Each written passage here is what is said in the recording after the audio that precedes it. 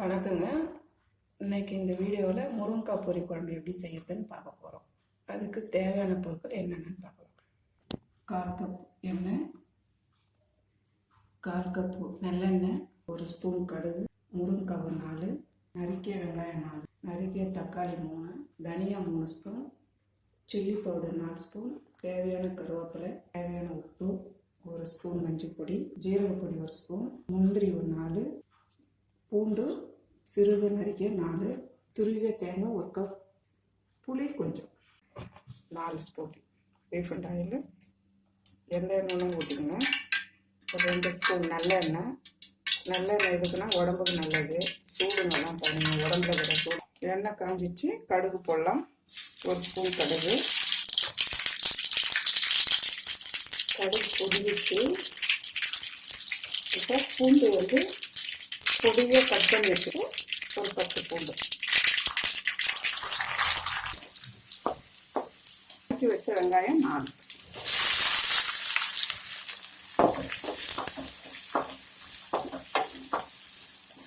வெங்காயம் நல்லா வதங்கட்டும். கருவேப்பிலை,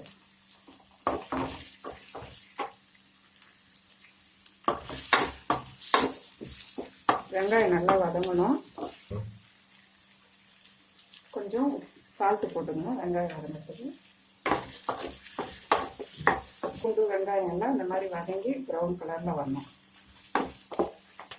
இப்போ நறுக்கிய தக்காளி 3.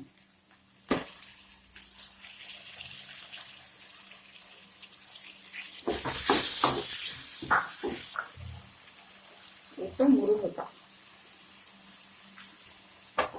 உங்களுக்கு எத்தனை முருங்கைக்காய் வேணாலும் போட்டுங்க. 2 முருங்கைக்காய் வேணா கூட. முருங்கைக்காய் பொரி குழம்புன்னு வாங்க, காரக்குழம்புன்னு சொல்லுவாங்க, முருங்கைக்காய் காரக்குழம்புன்னு சொல்லுவாங்க. குழம்பு மிளகாத்தூள் 3 ஸ்பூன்,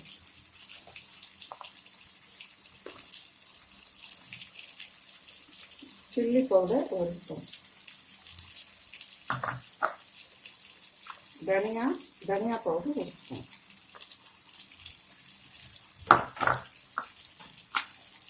ஜீரக பவுடர் 1/2 ஸ்பூன்,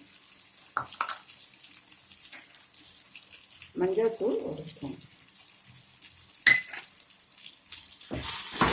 வதங்கும் போது நல்லா கிளறிக்கணும்.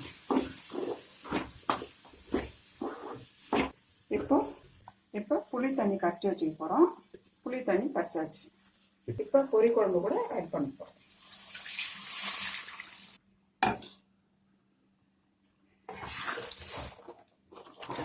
தண்ணி 1/2 கப்.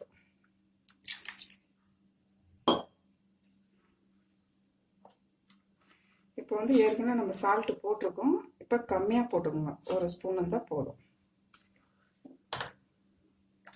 உங்களுக்கு பத்தலைன்னா அப்புறம் கூட போட்டுக்கலாம், அதிகமாகிடுச்சுன்னா கஷ்டம். அவ்வளோதான், மூடி வச்சிடலாம். 10 நிமிஷத்தில் முருங்கைக்காய் பொரி குழம்பு ரெடி ஆகிடும். திருகி வச்ச தேங்காய் 1 கப்பு, முந்திரி ஒரு 5 பீஸ், 2 சேர்த்து அரைக்க போகிறோம்.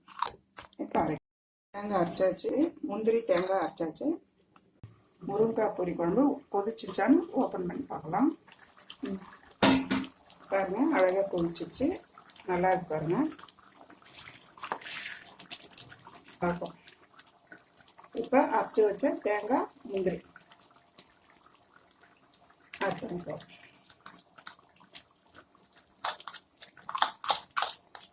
போட்டால் புளிப்பு தெரியாது, டேஸ்ட்டு ரொம்ப நல்லாயிருக்கும். பாருங்கள், கலர் எவ்வளோ அழகாக இருக்கு பாருங்கள். சாப்பிட்டு ஒரு 2 நிமிஷம் கொதிக்கணும், மூடி வச்சு கொதிக்கணும். கொதிச்சிட்ருக்கோம், திறந்து பார்க்கலாம். போதும் பாருங்கள், அவ்வளோதான், ரெடி ஆயிடுச்சு.